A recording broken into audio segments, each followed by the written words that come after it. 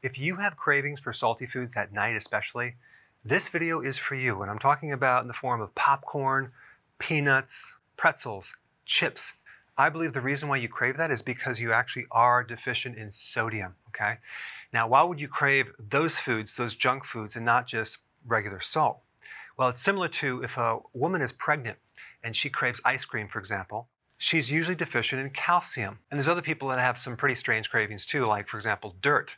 They might need iron. So apparently, when you're deficient in something, your body will cause the craving to something that maybe resembles that mineral or nutrient.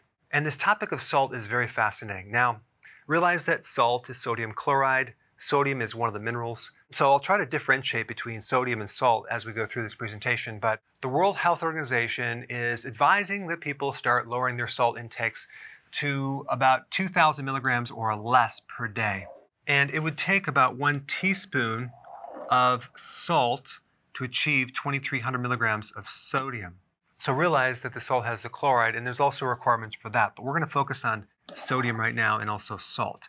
Now, it is true that Americans consume more than this amount by a factor of 1,000. So they're usually doing about 3,300 milligrams of salt per day. But that salt that they're consuming is not coming from the salt shaker.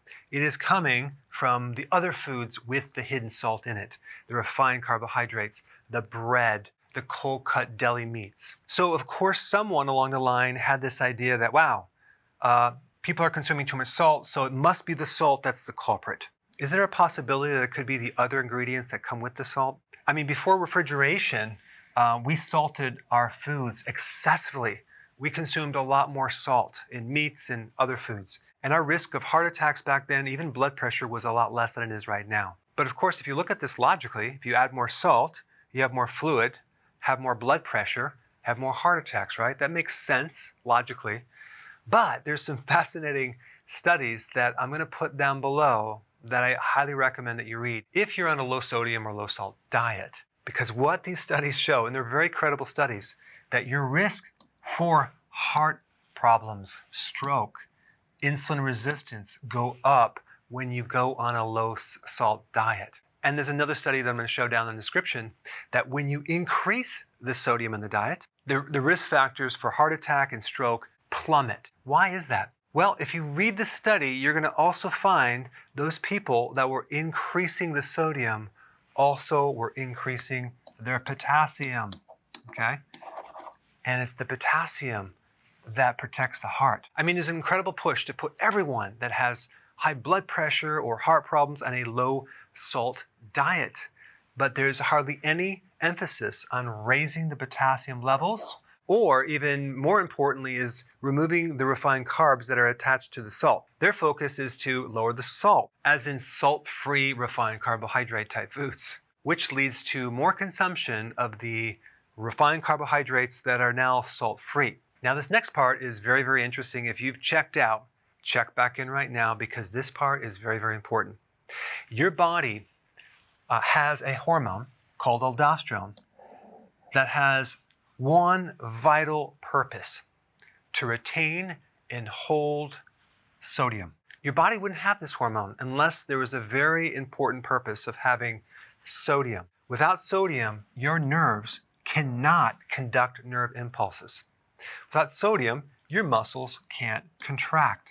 Your fluids would not be in balance, okay? You wouldn't be able to transport calcium and other nutrients as well without sodium. There's this thing called a sodium-potassium pump in nearly all of your cells of your body that help transport things through the cell membrane. Very, very important. So this is why the body has this hormone aldosterone. And take a wild guess what triggers aldosterone. A low sodium or low salt diet. Okay, so your body will make 3 times as much aldosterone when you're on a low sodium diet. If you think about blood pressure medication, there's several medications that work by blocking aldosterone, okay? Or a diuretic, which will cause an excess release of sodium and water through the urine. And as a side note, older people lose this function. In other words, they don't have the amount of aldosterone to hold the sodium. So usually they're very, very deficient in sodium. I mean, the side effects from not having enough sodium are way worse than having too much sodium. So if you combine someone on a salt-free diet, okay, on diuretics, then we have the excessive amount of water. And I'm talking about people that are drinking massive amounts of water, not 8 or 10 glasses. I'm talking about like a gallon a day, and they're not working out and they're on a salt-free diet. That can be very, very dangerous to the heart. You need sodium for the heart to work, for your muscles to work. When you're on a ketogenic diet, you need more salt as well, because when you're on the typical diet, which is high carbohydrate, you're retaining a lot of fluid. You're holding more salt, okay?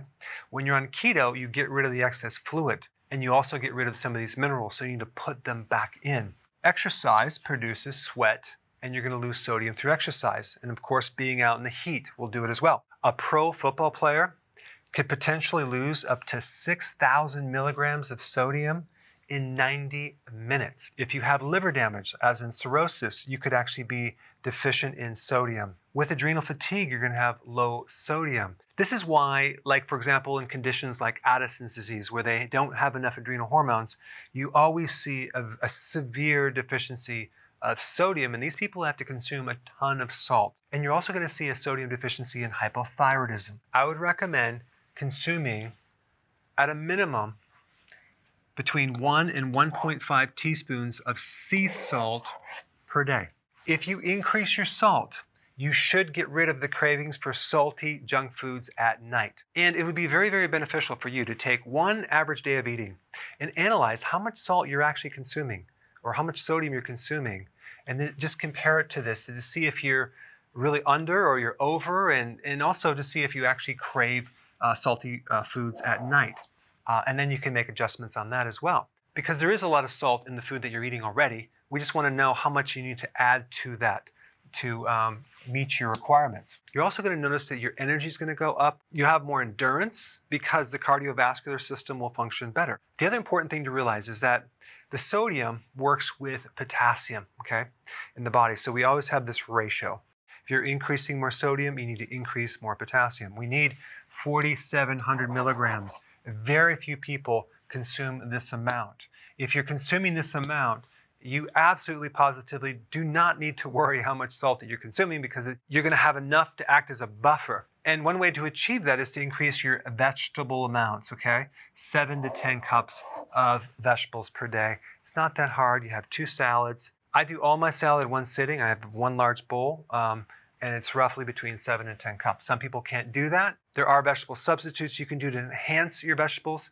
I'll put some links down below, but you do need to start increasing this in the diet, because this will also give you the magnesium. And a lot of people put sea salt on their salad, which I highly recommend. Or they might put salty olives or Parmesan cheese, which is salty, or other cheeses. That would be a very, very good idea.